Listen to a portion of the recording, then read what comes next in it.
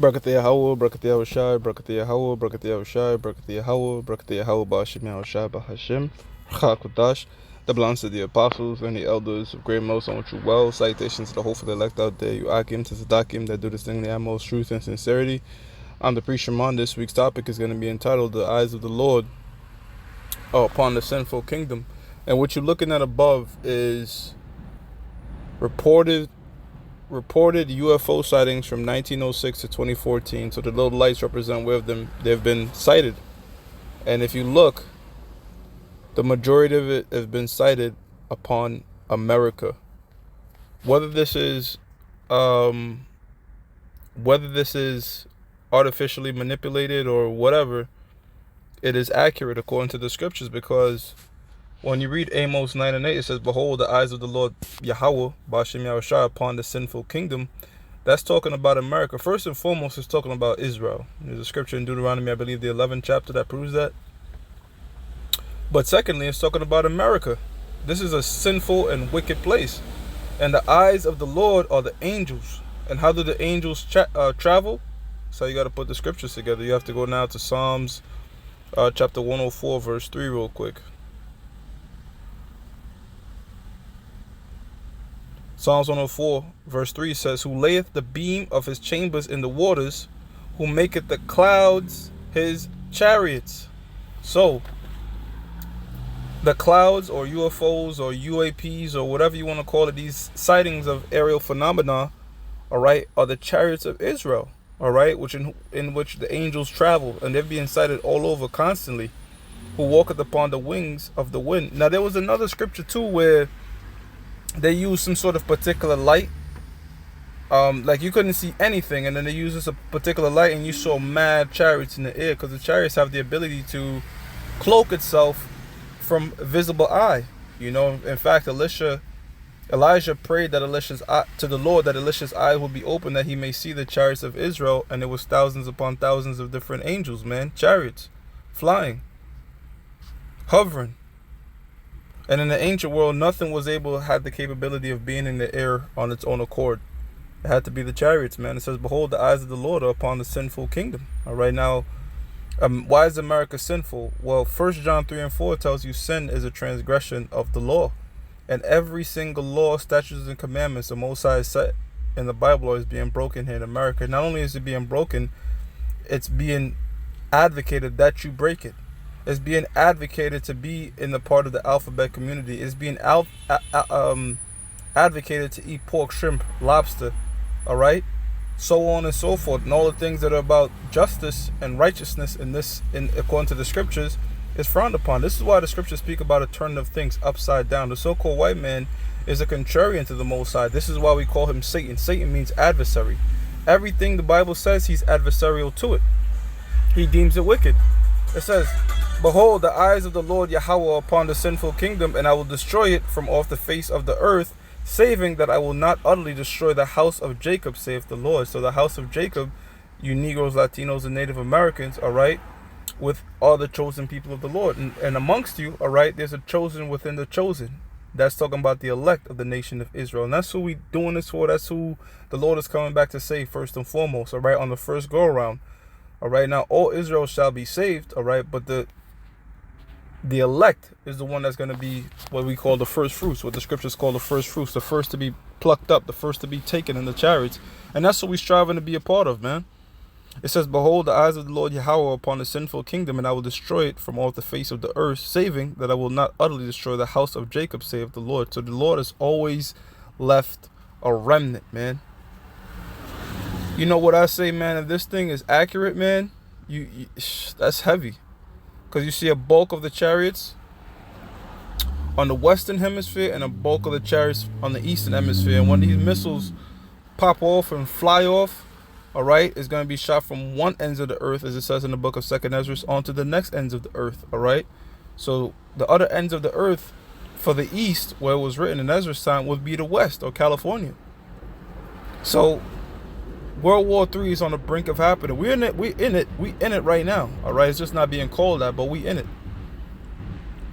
It says, "For lo, I will command and I will sift the house of Israel." So just like how you seething or sifting sand, or like getting gravel out of grains you pick or whatever.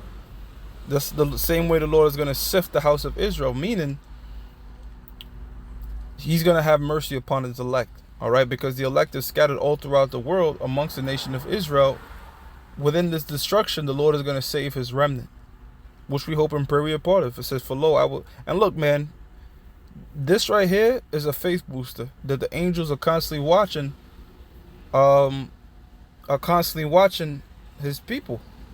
A bulk of the destruction, a bulk of the people that's gonna die is gonna take place in America. The U.S. population is like 300 million, man.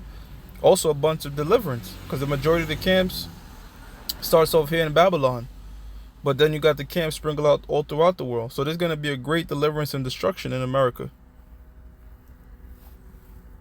It says, "I will sift the house of Israel among all nations," and this is why you see the chariots on every single nation, watching over the elect, watching over the wickedness, watching over everything popping up. All right. It says, "Like as corn is sifted in the sieve, yet shall not the least grain fall upon the earth." What does that mean? Meaning, every single member of the elect that's meant to be delivered shall be delivered. Not one is going to fall out the hands of the Lord. So you brothers have nothing. We have nothing to worry about, man. If we have the Lord's elect, we have just keep believing, keep teaching. We might stumble, we might fall, but the Most High Yahweh Shem Yahushai determines a man's steps anyways and thoughts. And if we have His elect, we're going to do the right things to sustain in the truth. And in the days of tribulations, wisdom and knowledge just keep us stable. We're going to choose the right paths to walk, man. That's why the Lord said, look, man, don't think about what you're going to say, what you're going to do, none of that. Because we can't give you a blueprint of what time to do this. It's not a video game where you can look up a cheat code and how to beat a level. We're going completely through the Spirit, man. It says, "Yet shall not a grain fall upon the earth. All the sinners of my people shall die by the sword." So the 2/3 of the nation Israel, forget about them. They're not going to make it. They don't want to make it. They want to stay here in America. They want to bow down to the so-called white man. They want nothing to do with righteousness. It says, "Which say the evil shall not overtake nor prevent us." Right? Yeah, y'all been saying that for years. You niggas are just out here running your mouth, get a job. All you name it, they said it. They could just keep scoffing. They scoffed at the Lord until that earthquake happened, and they realized they fucked up. So it's gonna be the same thing, man. When it's just like in the time of Noah, as the Lord said, they go eating and giving to the marriage. They doing the same shit now. Partying, bullshit, hookup culture. They don't want to listen. TikTok, short attention spans. When all hell break loose and they're gonna try to repent, it's gonna be too fucking late in that day, man. Because the scriptures tell you in the book of Hosea 5 and 15, all right, that in their affliction they shall seek the Lord early. All right, how they gonna seek the Lord?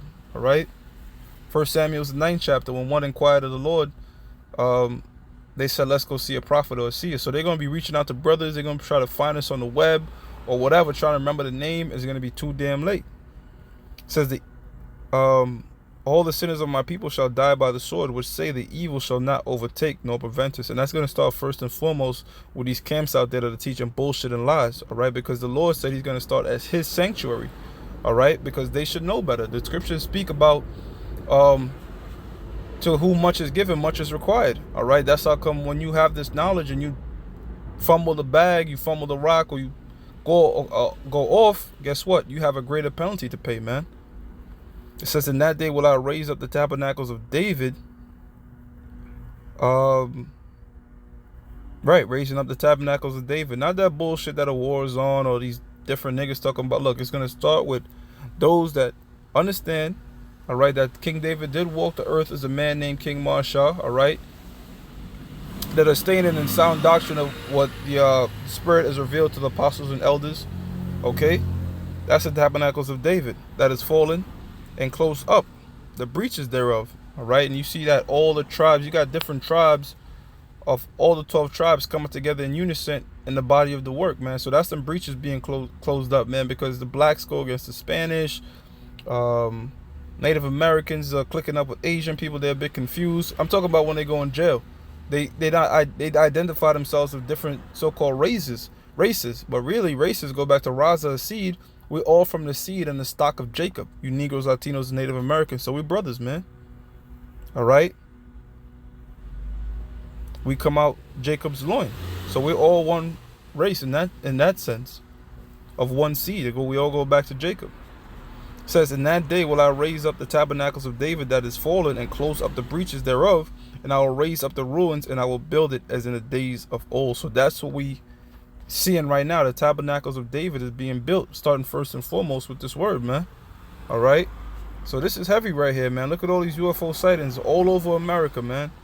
This wicked ass place. And the angels are just letting shit rock, you know. But, you know, Ecclesiastes 8:11 tells you that those sentence against an evil work is not executed speedily. All right. This is why it's fully set in the heart of man to do evil. But we, on the other hand, we know that, look, even if we can't see chariots 24/7, we know that the Lord is always watching. That's how come we're in our P's and Q's. And that's what it says here in the book of Ecclesiasticus 23:19. It says, such a man only feareth the eyes of men. Right, so you want to be on your P's and Q's just when men are around. And knoweth not that the eyes of the Lord are 10,000 times brighter than the sun, beholding all the ways of men and considering the most secret parts. See? So this looks pretty bright. I like how they did the illumination. All right, so the Lord is beholding everything, tallying down everything, man. Our thoughts, our actions, our ups and our downs, man. All right, so hey, brothers, when men is telling you do your shows, do your lessons, you should really be thinking like that's the Most High saying, yo, do your show, do your lesson, man, because the Most High speak to his men, you know. Or rebuke come down from you, you got to take it as a rebuke from the Lord. So this is the time. These are the times that we're in. The eyes of the Lord are watching this place, and it's ripe for the plucking. It's ripe for judgment, man.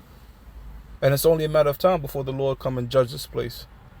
With that, I'm going to give all praises to Yahweh, Ba'Hashem Yahweh Shah, Ba'Hashem Kodash, that belongs to the apostles and the elders of Great Millstone True Well. Salutations to the hopeful elect out there, you Akim to Zadakim, that do this thing in that most truth and sincerity. Shalom.